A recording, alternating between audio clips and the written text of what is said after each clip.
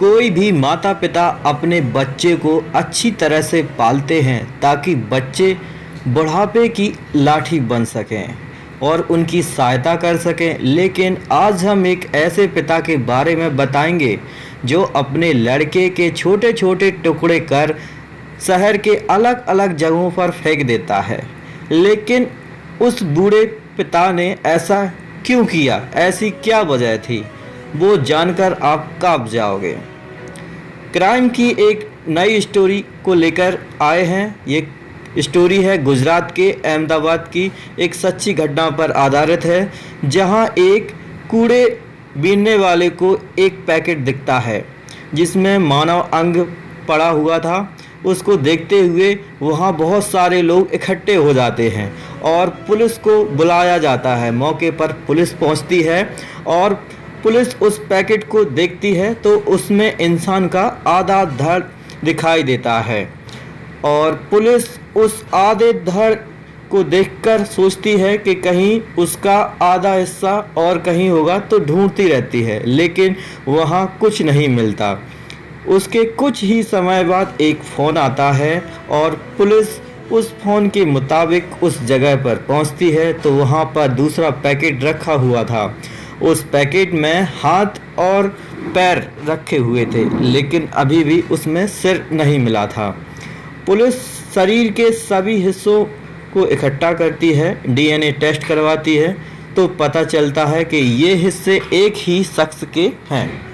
इसके बाद police CCTV footage को खंगालती है तो पता चलता है कि एक बूढ़ा व्यक्ति स्कूटी से आता है और पैकेट फेंककर चला जाता है। पुलिस सीसीटीवी फुटेज के माध्यम से स्कूटी नंबर की मदद से उस बूढ़े व्यक्ति, जिसका नाम नीलेश जोशी है, उसके घर पहुंचती है, लेकिन उसने ताला लगाकर वह बाहर चला गया था।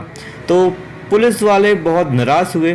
तभी नीलेश जोशी का नंबर पुलिस को मिलता है और पुलिस वाले उसको कॉल नहीं लगाते हैं बल्कि उसके मोबाइल नंबर को ट्रेस करते हैं तो उसकी लोकेशन राजस्थान के गंगवाल स्टेशन पर मिलती है। वहां से राकेश जोशी को गिरफ्तार किया जाता है और थाने में लेकर पुलिस आती है। तो वह बताता है कि पत्नी और बेटे के साथ मैं रहता था। 3 साल पहले मेरी नौकरी से रिटायरमेंट हो गया तो मेरी पत्नी मुझे छोड़कर चली गई, लेकिन वह अपने बेटे के साथ रह रहा था, बच्चे को पढ़ा रहा था। बच्चा पढ़ने में बहुत ही होशियार था लेकिन उसको जुआ, शराब, ड्रग्स की आदत पड़ गई थी। उसको गाली भी देता था, वो मुझे मारता भी था।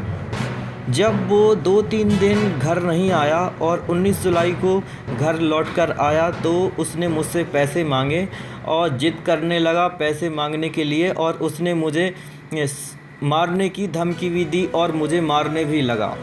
पास में रखे फावड़े के बैट से वो मुझे मार रहा था और मैं वहाँ पर मसाले कूट रहा था। मेरे हाथ में पत्थर था तो मैंने उसके सिर पर मार दी। उसके बाद मैंने 4-5 पत्थर से वार किया जब तक उसकी जान नहीं चली जाती, जब तक मारता रहा। उसके बाद मैं स्कूटी से एक मंदिर पर गया जो बगल में ही था घर के। वहाँ पर अपने गुनाहों की माफ़ी मांगता रहा और कुछ ही समय बाद मैं वहाँ से मार्केट गया और वहाँ पर 2 पॉलीथीन बैग और एक पत्थर काटने वाली मशीन लेकर आया और घर पहुँचते ही मैंने बेटे की लाश को बेडरूम में ले जाकर शरीर को काटता रहा और पॉलीथीन में भरकर शरीर के छोटे छोटे हिस्से कर और शहर के अलग अलग हिस्सों में फेंक दिया। उसके बाद मैं नेपाल के लिए निकल पड़ा, लेकिन आप लोगों ने मुझे पकड़ लिया।